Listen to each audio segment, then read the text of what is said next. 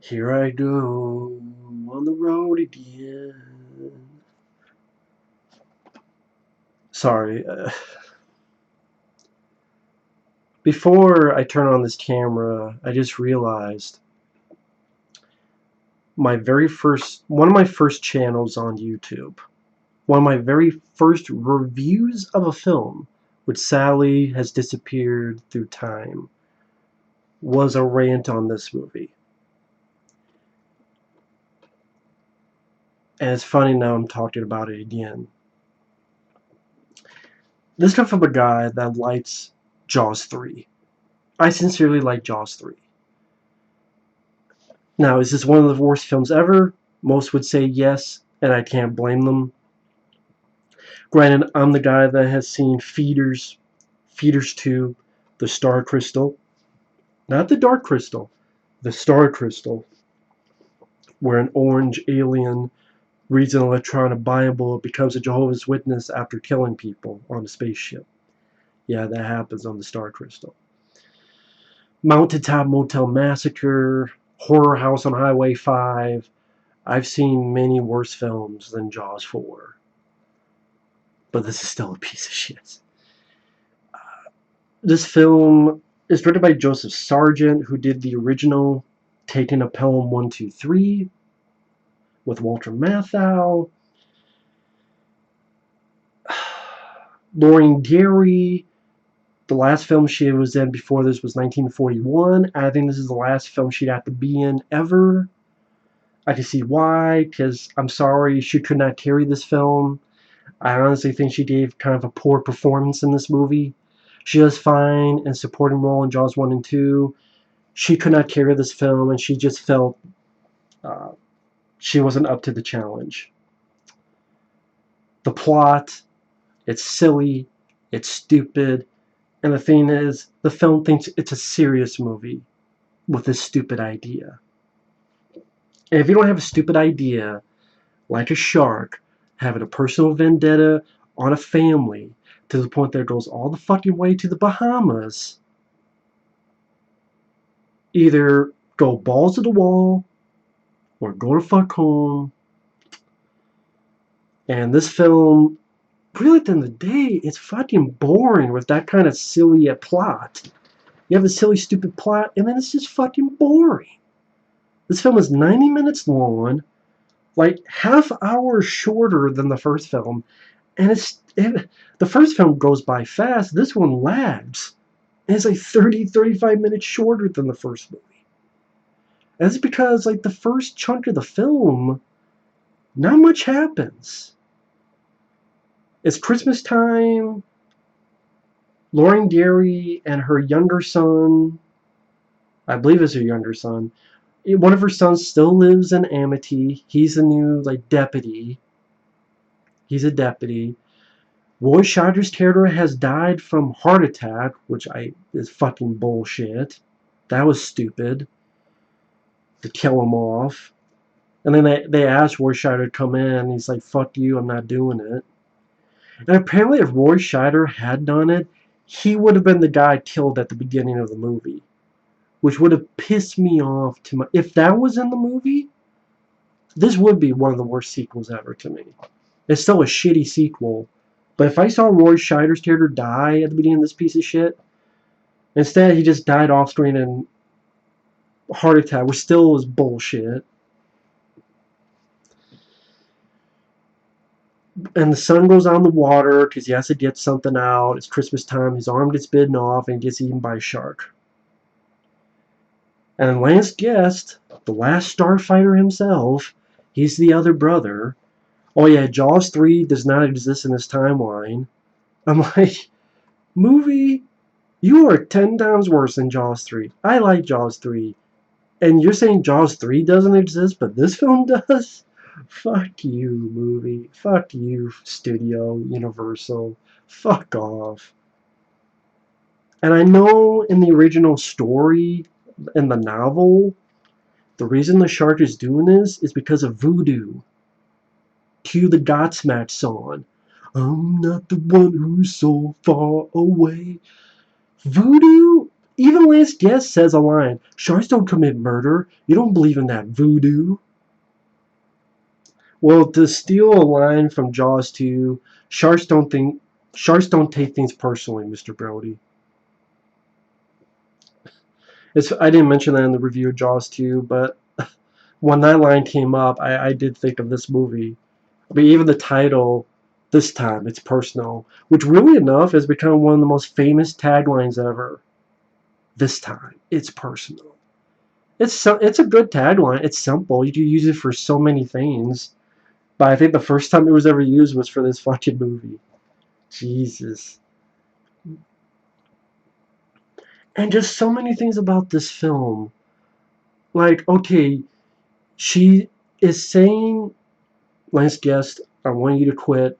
I already lost my husband." "Oh, but he died of a heart attack." "He died from the fear of the shark."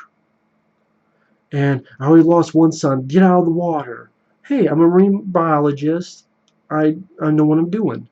So to help ease her, you don't take her to the Bahamas, where there's a shitload of water? Yeah, you can put in a line of dialogue that says, "Well, sharks don't come and walk. They don't arrive in warm water." It doesn't matter. You know what you take her to? Take her to fucking Adventureland. Take her to fucking Iowa. Take her to the fucking Eiffel Tower. Take her somewhere where there's no fucking water around. Okay, take her to Chicago. I mean, that's the thing with sharks. You know when you don't be safe? In town, in your fucking house. This is a ghost shark or a toilet shark. Which they made movies of those kind of shit. Is there a movie called Voodoo Shark? I'm sure there is. If not, I just came up with an idea for Sci-Fi Channel. Voodoo Shark. The sequel to Jaws 4, Voodoo Shark. But look at this fucking movie. It's a dumb plot. It's silly. It's very boring, like I said, because okay, other than the guy getting eaten at the beginning, they go to Bahamas. They Lorraine Gary talks with the pilot, played by Michael Caine, which this was the film that he won the Oscar for Hannah and Her Sisters. He couldn't accept it because he was working on the film or reshoots of the film. And Michael Caine has the story about how he's never seen the film, but he's seen the house that it bought for him. And it looks great. And you know what? I want to say this. I don't think Michael Caine does a bad job. He's given nothing to do, just to sweet talk Lorraine Gary and be, charming, as this carefree airplane pilot, I should say. But I don't think he's bad acting wise. I don't think Lance Guest is bad. I like him. I liked him in Halloween 2. I liked him in The Last Starfighter. This probably helped kill his career because you star in a fucking flop like this. And that's sort of the weird thing about the movie too. Like the first third of the film is all on Lorraine Gary's character. And then she disappears, and then it's all on Lance Guest's character. And then in the third act, oh, it's Lorraine Gary. She's gonna go off the boat to hunt the thing. So it's like, shifting points of view that doesn't work. Maybe if the entire there's a lot. You'd have to change a lot of things to make this film worth the shit. But and the voodoo thing, which is not in the movie, but it's in the novel, that's why it finds them in the Bahamas. How the fuck does a shark get to the Bahamas? How fast is it to get to the fucking Bahamas when they took an airplane and it got there the same fucking time? Did it hitch a ride with the boat from Thunder in Paradise? Does it know Knight Rider and say, "Make me a fucking boat," and the shark will go in the boat and the Knight Rider boat took it? Did it fucking teleport? Voodoo magic, man. Like, you know what? Maybe if it was more goofy, silly, crazy, batshit insane, maybe it would have been fun. Like Maximum Overdrive. I know it's not the smartest movie. any movie about killer machines, killer trucks killing you, can be deemed as silly. But it's fun. It went batshit to the walls, and I love it. Sincerely love it. Because it didn't pull back. It went full force to the stratosphere. And I love Maximum Overdrive for that. If they wanted to do that, they should have just fucking done that. But here, they think they're making a serious film, and it's just silly. And shit doesn't make sense. Like, why the fuck is Lorraine Gary having psychic visions and feelings? Psychic feelings whenever the shark is nearby. Oh, when the shark is attacking Lance Guest, or chasing Lance Guest around this underwater wreckage, she has these feelings, these psychic feelings. Or at the end, when she's ready to ram her boat into the shark, she has a flashback to a scene she wasn't fucking in. When Roy Scheider says, "Smile, you son of a..." She wasn't in that fucking scene.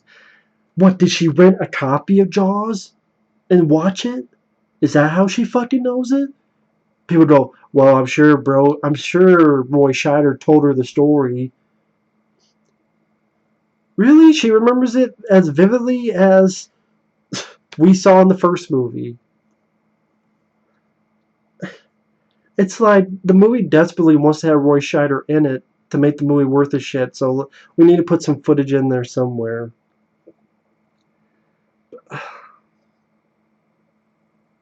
And I know I'm all over the place, but it's like you get to the ending where the shark roars. I've said before like a lion, but it roars like King Kong. That's really what it roars like. It roars like King fucking Kong. And then when it gets stabbed, it's so high out of the water, the shark's on its fucking tippy toes, tippy fins. I'm like, is this going to be a Free Willy where it jumps over? It's like literally, it's like a dolphin, flopping back and forth. Like, it's so fucking high. It's roaring. Sharks don't fucking roar, man. Sharks don't fucking roar. And then on the DVD, it's the reshot ending. Because if you watch it on cable, I don't know, maybe this is on the Blu-ray. She stabs it, it impales the shark, and it dies.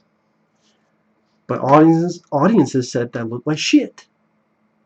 So the ending, which you get on this DVD, and most places you get the movie, when she impales it, it blows up.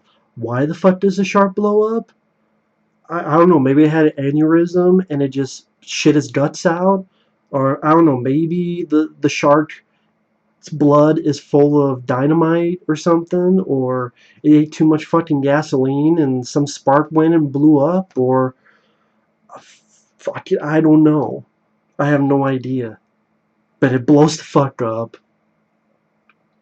And then the original cut, Marvin Peebles, who, with his Jamaican accent, which a lot of people make fun of that Jamaican accent. Marvin Peebles, I like as an actor. You didn't need to give him a Jamaican accent. He could be just a guy working in the Bahamas. He doesn't need a Jamaican accent. It just sounded, off and on. But in the original cut, he got killed, which made sense because the shark's in his fucking body and carries him down. The guy's dead. But then, no, he's alive. And you can tell they reshot it because the background is so fake. It's like the ending of Deep Star 6. But Deep Star 6 is a better movie than this. But both have like these very easily seen painted backgrounds. Here, it's like the whole rest of the scene is like very blue skies. But if you watch that scene again, when they pick Mario Van Peebles up, he's alive. The background is like gray. Like literally someone took like fucking gray charcoal and just did circles to make clouds. I'm like, what the fuck? You could tell this was a stage. You could tell this is fake. This is just in a fucking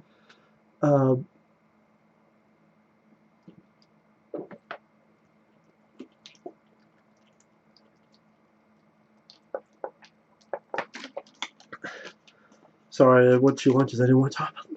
You can tell it's in a fucking a stage that they just put some water in and a painted backdrop. And of course, people always mention the scene when, okay, the finale, the shark only goes for the Brody family. Only. Again, doesn't make sense in the movie. You're just supposed to assume that it takes things personally, because this time it's personal. The shark is personal. I don't know if all the other sharks got killed, whereas, well, technically Jaws 3 doesn't exist, so I guess the first two, if it was his granddad, his grandpappy, I don't fucking know. But the shark's pissed and wants the Brody family. Tries to get the little girl, misses, grabs this other woman, pulls her down. Lorraine Gary's pissed. She gets a boat. She steals it. Lance Diaz gets back. They tell him what happened. He gets Marvin Peebles and Michael Caine. They fly off. He lands the boat. The shark attacks the boat, brings it down. Michael Caine gets out of the water with his dry shirt. I don't know why the fuck it's dry.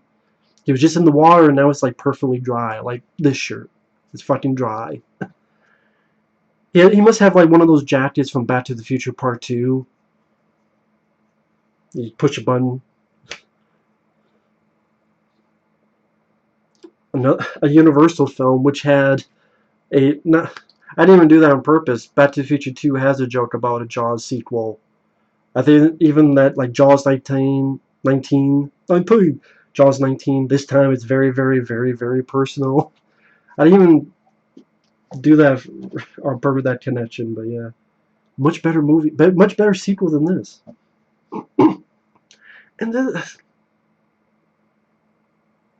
well, okay. When you look at the movie, you realize really not much happens. Like the camera pan over the land, while the music is fine. I actually think the music's not that bad. Michael Small. I would say the music, Michael Caine, Lance Diaz, they're things I don't mind in the movie, but I wish they were in a better movie. I don't think Michael Caine is bad. I like Michael Caine as an actor. I'm one of those guys that sincerely likes The Swarm, so that's how I am. Lance Diaz, I don't think he does a bad job. He's just given a shitty movie that he can't save, can't do anything with. It's not really, he tries his best. And the score is fine. I don't think the score is that bad. But the movie, one of the sons is a deputy. He gets eaten. Lorraine Gary wants Lance Diaz to stop his job. He says no. You have a little flashback that Lorraine Gary has to when Lance Diaz, to Roy Scheider and the son doing stuff with their hands together. I'm like, why does she have a flashback to that scene? Oh, because later on Lance Diaz does that with his daughter. So, see, in case we forget. Take her to the Bahamas, which is like the worst spot to go. Yeah, go to a place where there's a shitload of water. Take her to fucking, I don't know, take her to fucking Texas or something. I mean, Lance Diaz, Marvin Peebles doing their job. Once in a while, Lorraine Gary gets a psychic feeling. She chats up with Michael Caine. And then the shark attacks Lance Diaz on his ship. I swear that's like half the movie. Then it's Marvin Peebles saying we need to study the shark more, put a transmitter on him to follow it, hear his heartbeat. Little chase underwater through the wreckage where Lance Diaz is getting away from the shark. And then you get to the finale where the girl almost gets attacked and everything else I fucking said. Where your Marvin Peebles' character Jake gets fucking pulled under and Lance Diaz like, Jake! And then Lorraine Gary has memories of stuff she didn't fucking see, like the ending of the first movie. And I guess Lance Diaz is frying the shark because of this thing Marvin Peebles had put into it before he died. Well, supposed to die. And I guess she's shocking the shark. That's why the shark is going on his fucking tippy fins. Jesus, this movie sucks. This movie is shit, man. I can defend Jaws 3. And you know what? I know there are people who enjoy this film. I know there are people who enjoy... Well, I don't know them, but I've read... When I first reviewed this film on my channel, there were people saying this was better than the first movie. And they were being serious. And if you feel that way, teach their own. I disagree. I think this is easily the worst Jaws film. And thankfully, it's 90 minutes. It's not 2 hours. Michael Caine, Lance Guess I like. I don't mind the score. The look of the shark is cheap looking, but I still would rather take that shark to the CGI shit you get in Asylum and Sharknado stuff. I really would. And you know what? I'd probably still watch this over the Sharknado movies because those I think are pieces of shit. I'm sorry. I know people like the Sharknado films. I don't. I actually watched the first two, and I don't get it. I don't get the appeal of them. To each their own. I thought it looked like shit. Everything looked like shit. Looked like a shitty, cheap video game. Just not my cup of tea. So I'd rather watch this than those Sharknado movies. But this is boring, lame plot, stupid, silly premise. Lorraine Gary is horrible as a lead. She cannot carry a film. I know she was married to the head guy in Universal and was a COO of MCA Incorporation. Sid Sheinberg. She was married to him, so that's how she got to be the lead of this movie. So, yeah. And I think this film was a big bomb. And definitely is a very infamous sequel. And there's a lot of reasons to it. And it's just a silly, stupid premise. Nothing about makes any fucking sense. And such a far cry from the first movie. It really is. I think I'm much calmer in this rant than when I first reviewed this. Like, God, it would have been like probably 10 years ago. I really would. Because I think that channel was around 2007, 2008. So yeah, about 10 years ago. But I've seen a lot of shitty films since then, so maybe I'm getting desensitized to it. But yeah, piss poor fucking movie, man. I don't know what to say about it. Jaws for the revenge. This time it's personal. You personally suck my dick. See you guys later. Bye-bye.